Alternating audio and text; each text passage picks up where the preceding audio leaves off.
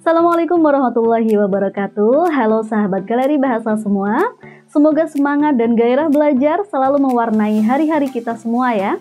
Sahabat semua pasti tidak asing lagi dengan sosok yang satu ini. Siapakah dia? Atau dengan wanita cantik satu ini? Wah, dalam sekejap melihat, pasti pikiran kita sudah bisa mengenali siapa dia, bahkan bagaimana lirik-lirik lagunya. Tapi bagaimanakah dengan sosok satu ini? Masih familiarkah di ingatan kalian? Tentu Bu, itu kan Ki Hajar Dewantara yang biasanya dipajang di dinding-dinding kelas itu. Ya, memang benar foto tersebut adalah foto Ki Hajar Dewantara, bapak pendidikan kita, yang biasa dipajang di dinding-dinding kelas itu. Tapi hanya sampai di situkah kefamiliaran kalian dengan Ki Hajar Dewantara? Padahal banyak hikmah dan pelajaran yang dapat kita ambil dari kehidupan Ki Hajar dengan pemikiran-pemikirannya yang sangat luar biasa. Dari situ, dapat kita simpulkan bahwa mengenali orang-orang hebat seharusnya bukan dari luarnya saja, bukan hanya sekadar tahu siapa nama dan tanggal lahirnya saja, melainkan lebih dari itu.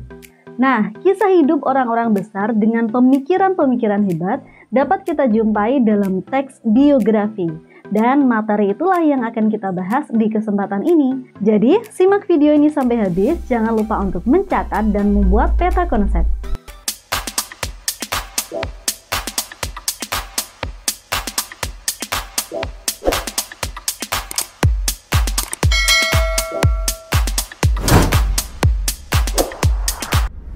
Biografi berasal dari bahasa Yunani, bios artinya hidup dan graphian yang artinya tulisan.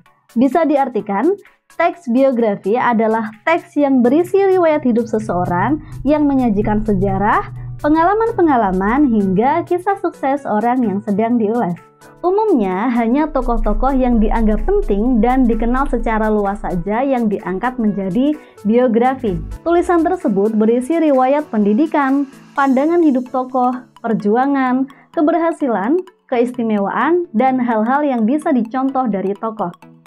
Teks biografi memiliki beberapa ciri. Ciri tersebut antara lain, yang pertama, teks biografi harus membawa suatu informasi berlandaskan kenyataan pada tokoh yang sedang dikisahkan dalam bentuk narasi. Karena harus berlandaskan pada kenyataan, penulis teks biografi harus objektif. Dia tidak boleh melakukan pujian berlebihan terhadap tokoh tertentu atau malah menjelek-jelekan tokoh tertentu. Biarkan pembaca yang memutuskan mau seperti apa mereka memandang seseorang dalam sebuah teks biografi. Ciri yang kedua, teks biografi juga membawa sebuah kenyataan pengalaman hidup seseorang tokoh untuk menyelesaikan masalah-masalah hingga pada akhirnya berhasil, sehingga harus dijadikan sebagai teladan. Dan ciri yang ketiga, teks biografi ini mempunyai struktur yang jelas. Struktur tersebut meliputi orientasi, peristiwa, dan reorientasi. Ada beberapa fungsi menulis teks biografi, antara lain, yang pertama, menceritakan pengalaman hidup tokoh.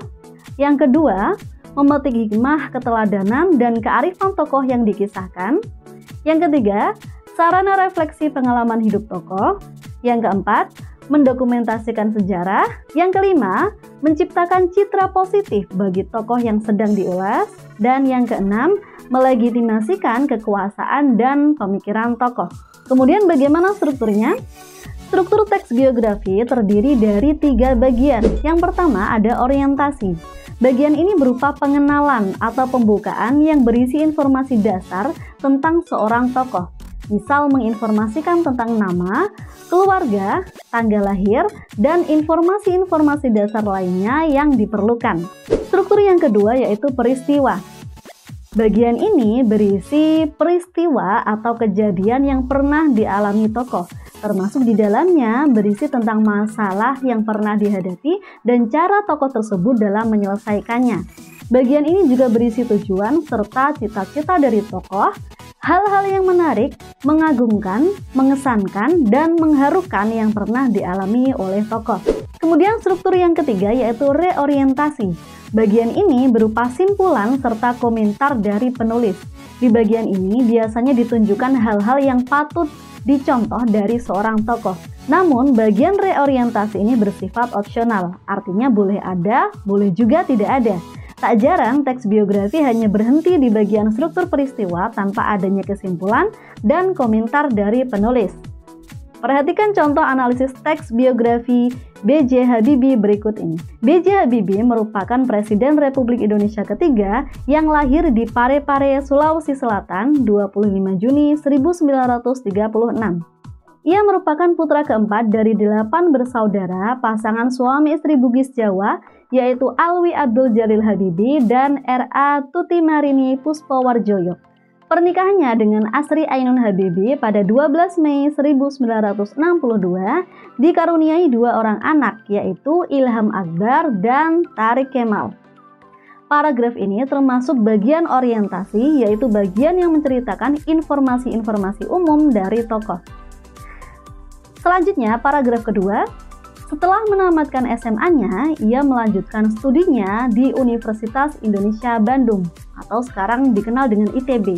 Kemudian setelah lulus, Habibie terbang ke Jerman untuk belajar di Technische Hochschule Jerman.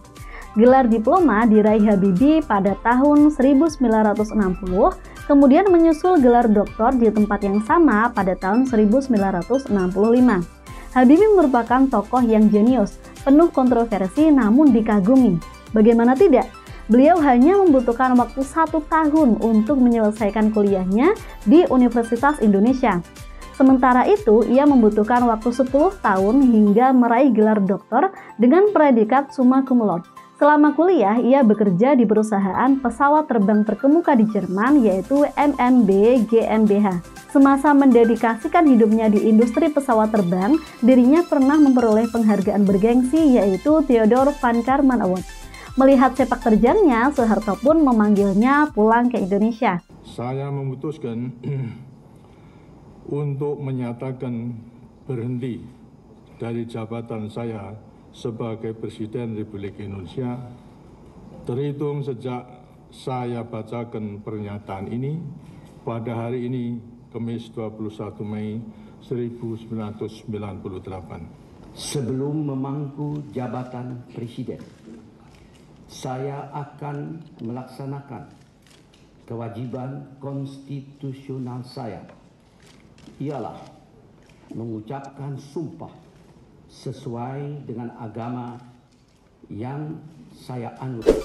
Nah, bagian ini masuk ke struktur peristiwa yang menceritakan hal-hal menarik, mengagumkan, mengesankan dari B.J. Habibie. Selanjutnya, paragraf ketiga. Dengan prestasi yang sangat banyak tersebut, pantaslah jika B.J. Habibie menjadi salah satu orang kebanggaan Indonesia. Sudah sepatutnya generasi sekarang mencontoh semangat dan kerja keras B.J. Habibie agar Indonesia mampu bersaing di zaman global seperti ini.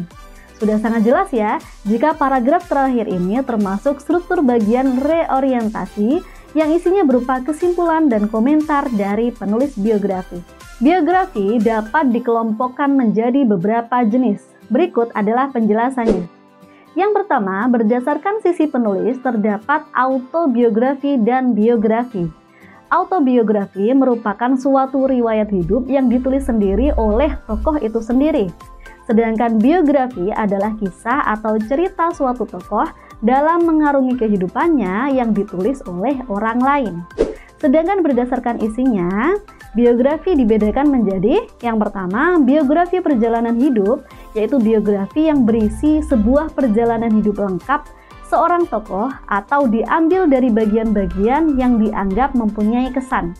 Yang kedua, biografi perjalanan karir. Biografi ini berisi sebuah perjalanan karir seorang tokoh, mulai dari awal hingga karir yang dilakukan saat ini, atau bisa juga perjalanan karir dalam mencapai sebuah kesuksesan tertentu.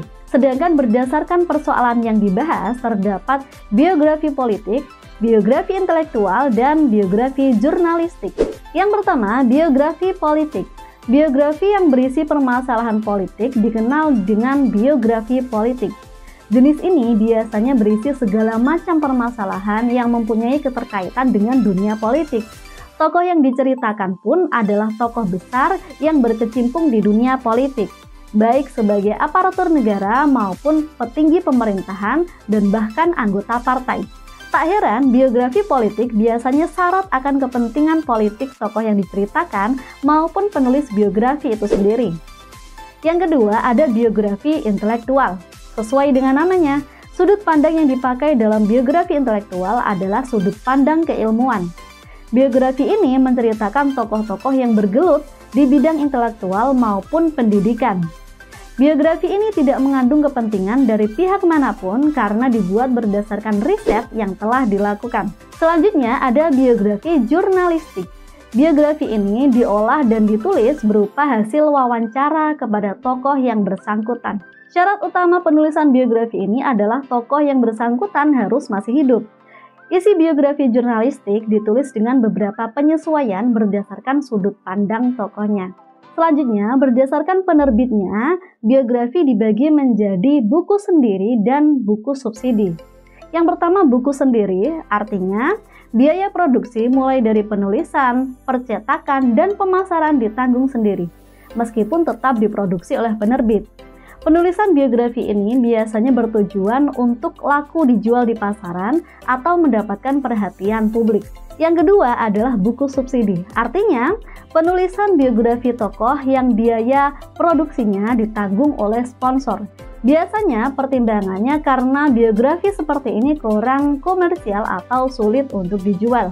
Teks biografi menggunakan beberapa kaidah kebahasaan.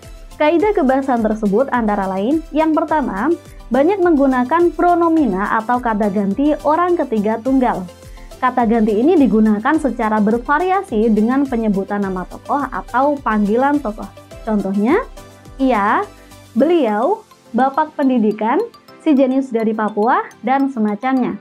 Kaidah kebahasaan yang kedua yaitu menggunakan kata kerja tindakan untuk menjelaskan berbagai peristiwa atau perbuatan yang telah dilakukan oleh tokoh yang diulas. Contohnya, berlari, membaca, menulis, belajar, dan sebagainya. Yang ketiga, sering menggunakan kata adjektiva atau kata sifat untuk memberikan informasi secara rinci mengenai sifat-sifat tokoh. Misalnya, rajin, santun, hebat, dan sebagainya. Yang keempat, banyak menggunakan kata kerja pasif untuk menjelaskan peristiwa yang dialami tokoh sebagai subjek yang diceritakan. Contohnya, dipilih, ditugaskan, diberi, dan sebagainya.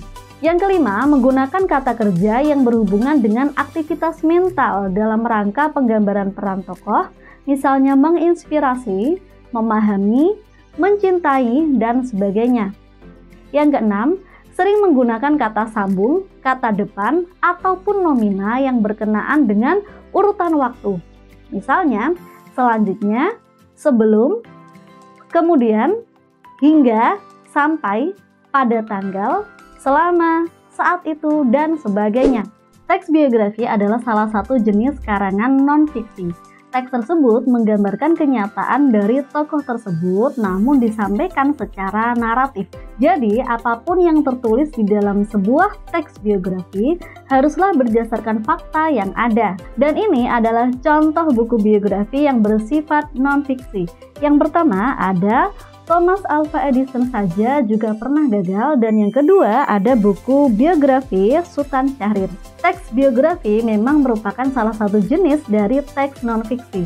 Namun, cara penulisan teks biografi dapat beragam. Di satu sisi, biografi memang ditulis apa adanya berdasarkan wawancara dari tokoh itu sendiri maupun orang-orang yang bersangkutan dengan tokoh.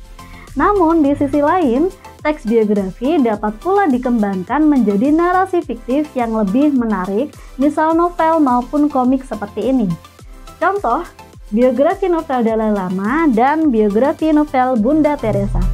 Buku ini berisi perjalanan hidup tokoh sesuai dengan kenyataan, namun penulisannya disampaikan dengan gaya yang santai dan lebih menarik. Terlepas dari perdebatan apakah biografi termasuk karangan fiksi atau non-fiksi, jauh lebih baik jika kita fokus pada tujuan menulis maupun membaca biografi, yaitu mengambil pelajaran dan hikmah dari tokoh tersebut. Demikian materi biografi yang dapat kita ulas kali ini. Semoga bermanfaat. Tetap sehat, tetap semangat. Wassalamualaikum warahmatullahi wabarakatuh.